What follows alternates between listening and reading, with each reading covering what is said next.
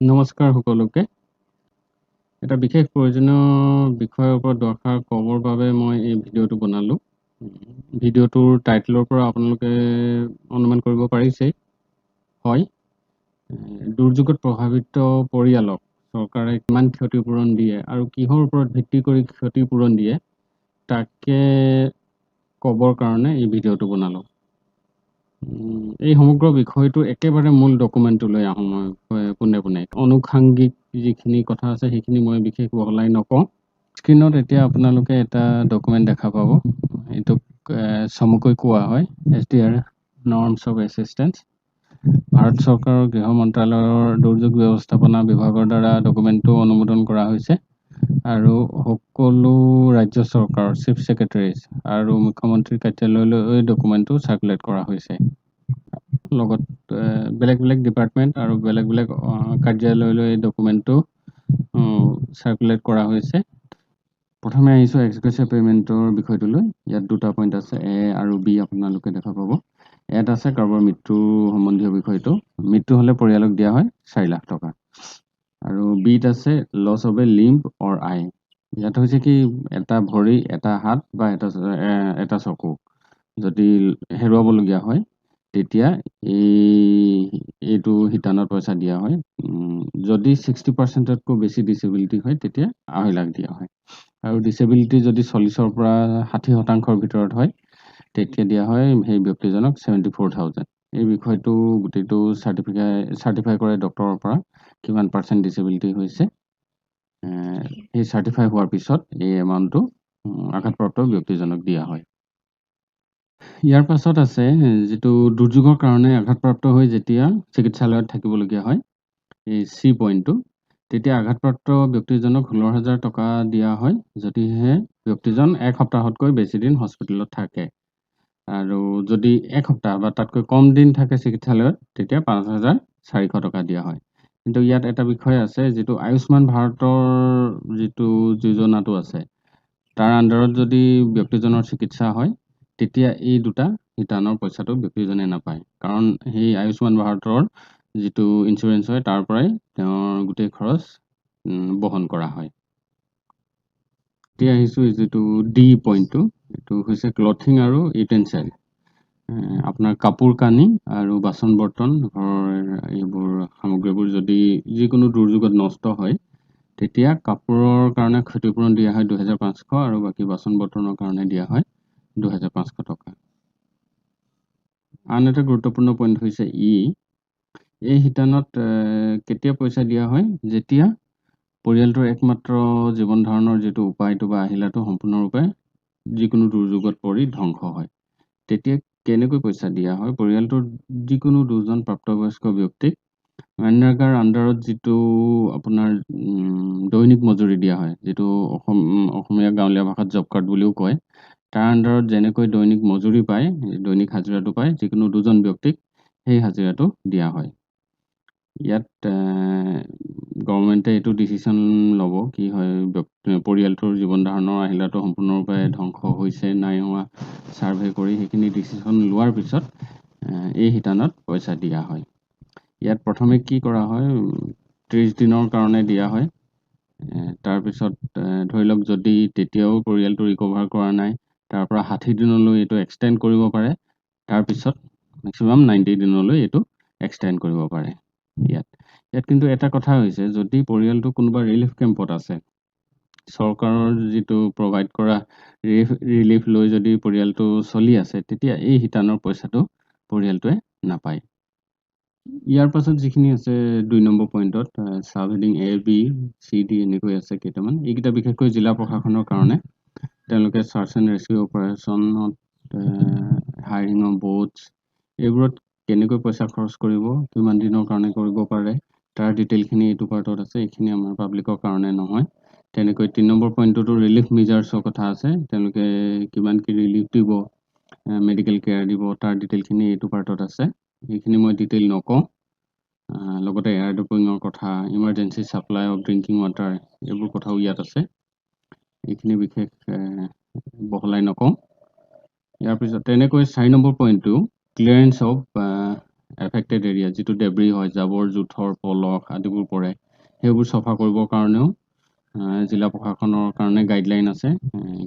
লগতে draining of flood water, যিটো হৈছে কোনোবা এঠাইত যদি ফ্লাড ৱাটাৰ জমা হৈ আছে, বানপানী জমা হৈ আছে, ওলাই যোৱা নাই, সেইখিনিৰ কাৰণেও খৰচ কৰিবৰ কাৰণে তেওঁলোকৰ গাইডলাইন আছে। আৰু গৰু ম'হ আদিৰ ESC পইণ্টত গৰু ম'হ আদিৰ মৰাহ ডিছপ'জ কৰিবৰ কাৰণে, পুতিবৰ কাৰণে, উলিয়াই নিবৰ কাৰণে, তাৰ কাৰণেও তেওঁলোকৰ খৰচৰ গাইডলাইন এই পইণ্টটোত আছে। ইয়াৰ পিছত আছে যিখিনি এগ্ৰিকালচাৰ ডিপাৰ্টমেণ্টৰ ডেমেজ হয় আমাৰ পাব্লিকৰ কাৰণেও, তাৰ গাইডলাইনটো মই সেইটো পঢ়ি দিছোঁ। পইণ্ট এ, ইয়াত আছে ডিচিল্টিং অফ এগ্ৰিকালচাৰেল লেণ্ড। ধৰি লওক আপোনাৰ পলসৰ কাৰণে আপোনাৰ যদি খেতি নষ্ট হয় বা ঢাকি ধৰে, ইয়াত হৈছে কি মিনিমাম 3 ইঞ্চি, 3 ইঞ্চিতকৈ ডাঠকৈ যদি পলস কৰে বা বালিয়ে ঢাকি ধৰে, তেতিয়া খেতিয়কে কি কয় 18,000কৈ পাব। ইয়াত 3টা আছে, A B C, removal of ডেব্ৰিজ আৰু ডিচিল্টিং, ৰেষ্টৰেশ্যন, ৰিপেয়াৰ অফ ফিছ ফাৰ্ম, তাৰ কাৰণেও আছে। প্ৰতিটো শিতানতে ইয়াত 18,000 পাৰ হেক্টৰ দিয়া হয়। আৰু ইয়াত যদি অতি কম পৰিমাণৰ মাটিও যদি নষ্ট হয়, খেতিৰ মাটিও যদি নষ্ট হয়, তেতিয়া অতি কমেও তাৰমানে খেতিয়কজনে 2,200 টকা পাব। ইয়াত এটা কণ্ডিশ্যন আছে পিছে, কিন্তু এই শিতানত এনেকুৱা কামৰ কাৰণে খেতিয়কজনে বেলেগ কোনো আঁচনিৰ পৰা পইচা ল'ব নালাগিব। যদি বেলেগ আঁচনিৰ পৰা তেওঁ সুবিধা লৈ আছে, তেতিয়া এই শিতানৰ পইচাটো তেখেতে নাপায়। ইয়াৰ পিছত আছে ধৰি লওক খহনীয়া, লেণ্ডশ্লাইড, ভূমিস্খলন আদিবোৰৰ কাৰণে যদি আপোনাৰ মাটি নষ্ট হয়, তেতিয়া 47,000কৈ দিয়া হয় প্ৰতি হেক্টৰত। আৰু ইয়াত হ'ল কি অতি কমেও তাৰমানে 5,000 পাব। 5,000টো হৈছে কি একেবাৰে মিনিমাম এমাউণ্ট। অতি কম পৰিমাণৰ মাটি গ'লেও আপুনি 5,000 টকা মিনিমাম পাব। লগতে আন এটা ইম্পৰ্টেণ্ট পইণ্ট হৈছে যিটো where crop loss is 33% and above.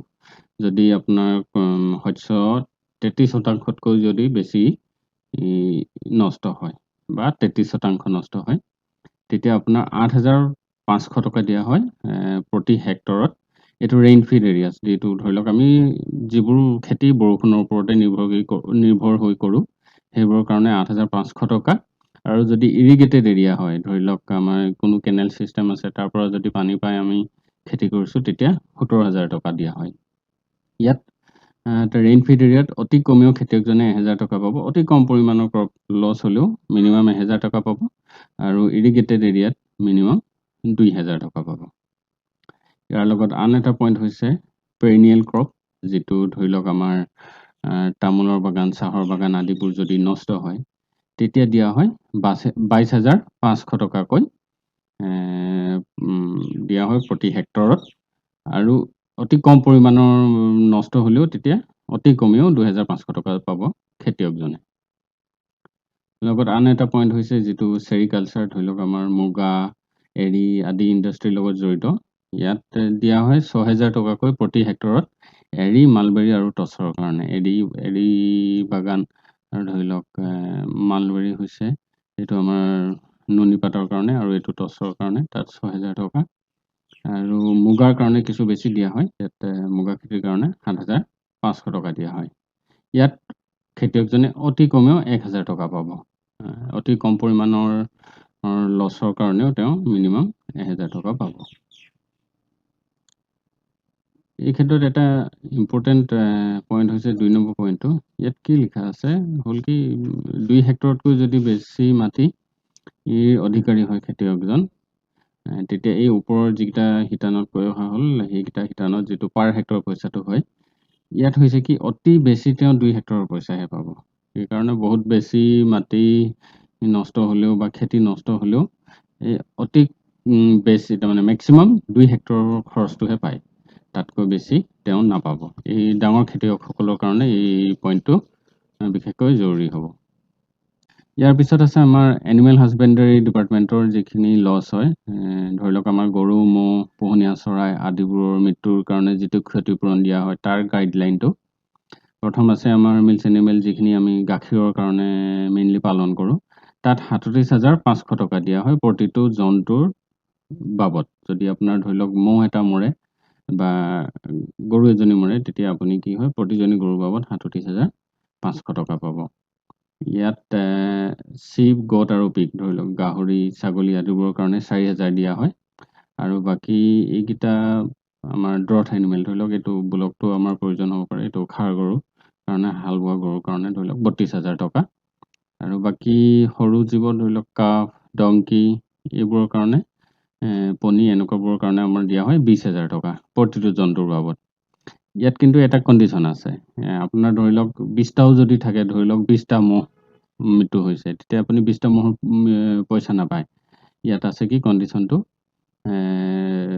যদি নেচাৰেল কেলামিটি নটিফাইড হয় আগতে যদি নটিফাই কৰে তেতিয়া চিলিংটো হৈছে ৩টা লাৰ্জ এনিমেল ধৰি লওক এই ডাঙৰ জীৱ জন্তু এইকেইটা ৩টাৰ মেক্সিমাম ৩টাৰহে পইচা পাব।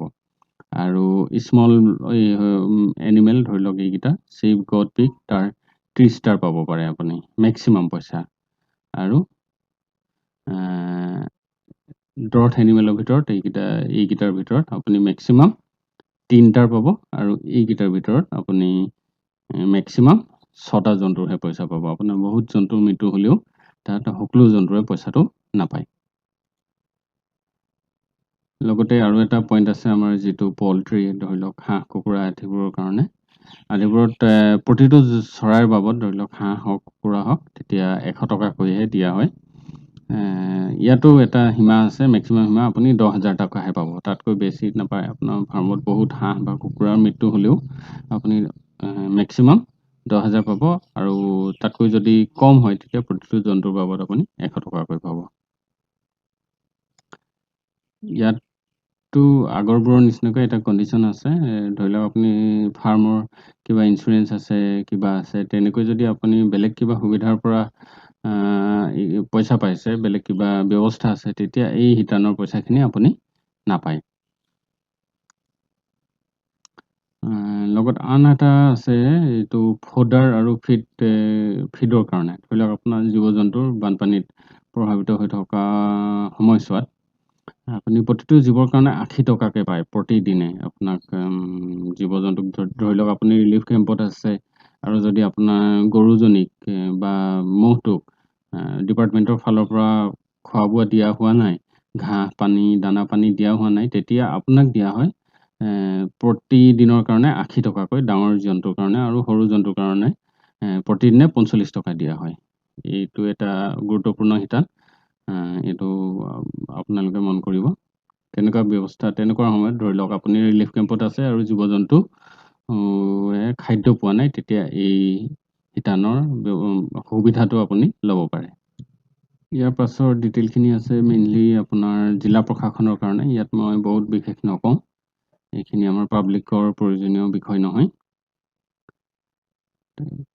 ইয়াৰ পাছলৈ আছে ফিচাৰী ডিপাৰ্টমেণ্টৰ, মই তালৈ গৈছোঁ। এতিয়া ফিচাৰী ডিপাৰ্টমেণ্ট ধৰি লওক আমাৰ যিসকল মীন পালক আছে, চাৰ্টিফাইড মীন পালক, তেওঁলোকৰ কাৰণে সাধাৰণতে পুখুৰীত নাও থাকে আৰু জালৰ ব্যৱস্থা থাকে, সেইবোৰ নষ্ট হ'লে তেতিয়া দিয়া হয় বোটৰ কাৰণে দিয়া হয় ৬,০০০ টকা, আৰু ডেমেজ নেট হ'লে তেতিয়া ৩,০০০ টকা হয়। আৰু যদি ফুলি ডেমেজ হয় তেতিয়া বোটৰ কাৰণে আপোনাক ১৫,০০০ আৰু নেটৰ কাৰণে ৪,০০০ টকা দিয়া হয়। ইয়াত আৰু এটা কথা আছে, সাধাৰণতে কি হয় মীন পালকসকলৰ ইঞ্চুৰেঞ্চ থাকে, কিবা থাকে, তেতিয়া কি হয় যদি ইঞ্চুৰেঞ্চৰ পৰা আপুনি কিবা সুবিধা লয়, তেতিয়া সেই ইঞ্চুৰেঞ্চৰ এমাউণ্টৰ লগত এই এমাউণ্টটো এডজাষ্ট কৰিহে আপুনি সেই ইঞ্চুৰেঞ্চৰ পইচাটো পাব। গোটেই পইচাটো তাত এডজাষ্ট কৰি পিছত যোগ বিয়োগ কৰি আপোনাক মূল পইচাটো দিয়ে। মাছৰ লগতে আৰু এটা আছে পইণ্ট, ইয়াত লগত জড়িত পইণ্ট, ফিছ চিড ফাৰ্ম। তাত প্ৰতি হেক্টৰ আপোনাৰ যদি নষ্ট হয় তেতিয়া ১০,০০০ টকাকৈ দিয়ে। আৰু ইয়াতো তেনেকৈ কণ্ডিশ্যন আছে, বেলেগ যদি আপুনি সুবিধাৰ পৰা যদি পইচা লৈ আছে, বেলেগ সুবিধা গ্ৰহণ কৰি আছে, তেতিয়া এই শিতানৰ পইচাটো খেতিয়কজনে নাপায়। ইয়াৰ পিছত আহিছোঁ আমাৰ হেণ্ডিক্ৰাফ্ট আৰু হেণ্ডলুম ডিপাৰ্টমেণ্টলৈ। তাত আছে আপোনাৰ ইকুইপমেণ্টৰ কাৰণে, ধৰি লওক তাঁতশাল আৰু হাতে বোৱা হওক, মেচিন হওক, তেনেকুৱা তাঁতশালৰ কাৰণে আপোনাৰ প্ৰতিটো টুলৰ কাৰণে ৫,০০০ টকাকৈ দিয়া হয়। ইয়াত হ'ল কি যিটো ডেমেজ চাৰ্টিফিকেশ্যনটো কিন্তু আপোনাৰ চৰকাৰৰ পৰা ল'ব লাগিব। সাধাৰণতে চাৰ্কল অফিচ আৰু জিলা প্ৰশাসনৰ লগত আপুনি যোগাযোগ কৰি সেই ডেমেজ চাৰ্টিফিকেটটো ল'ব পাৰে। লগতে আন এটা পইণ্ট হৈছে ২ নম্বৰ পইণ্টটো লছ অফ ৰ মেটেৰিয়েলছ। ধৰি লওক মুগা ক্ষেত্ৰতে আৰু কাপোৰৰ ক্ষেত্ৰতে ধৰি লওক সূতা যদি নষ্ট হয়, ৰ মেটেৰিয়েল যাৰ পৰা আপুনি ইণ্ডাষ্ট্ৰিটো চলাই আছে, আপোনাৰ গোটেই ব্যৱস্থাটো চলাই আছে, সেই ৰ মেটেৰিয়েল যদি কেঁচা মাল যিটো কয় যদি নষ্ট হয়, তেতিয়া তাৰ কাৰণে আপোনাক ৫,০০০ টকাকৈ দিয়া হয়। আৰু তাৰপিছত আছে আমাৰ যিটো লকাছ কণ্ট্ৰল, ধৰি লওক কাকতি ফৰিঙৰ কণ্ট্ৰলৰ। তাত কি কৰা হয়, এইটো সাধাৰণতে কি কৰে, জিলা প্ৰশাসনে নিজেই কৰে। তেতিয়া কি কৰা হয়, একচুৱেল কষ্ট জিলা প্ৰশাসনে নিজে কৰিব পাৰে। আৰু যদি জিলা প্ৰশাসনে নকৰে এই পইণ্টটোত, তেতিয়া একচুৱেল যিটো খৰচ হয় তাৰ সেইটো আপোনালোকে জমা কৰিব পাৰে জিলা প্ৰশাসনৰ অফিচত, যিটো DDMA অফিচ থাকে জিলাত, তাত কৰিব পাৰে। সাধাৰণতে কিন্তু এইটো জিলা প্ৰশাসনে কৰে। এইটো তাত খেতিয়কৰ ইমান বিশেষ কৰিবলগীয়া নাথাকে। ইয়াৰ পিছত আহোঁ এটা অতি ইম্পৰ্টেণ্ট পইণ্ট, যিটো হৈছে আমাৰ হাউচ ডেমেজৰ বিষয়টোলৈ। এতিয়া বানপানীতে আমাৰ চৰাইদেউ আৰু শিৱসাগৰ জিলাত অভাৱনীয় মানে কল্পনাতীত ডিষ্ট্ৰাকশ্যন হৈছে, ধ্বংস হৈছে।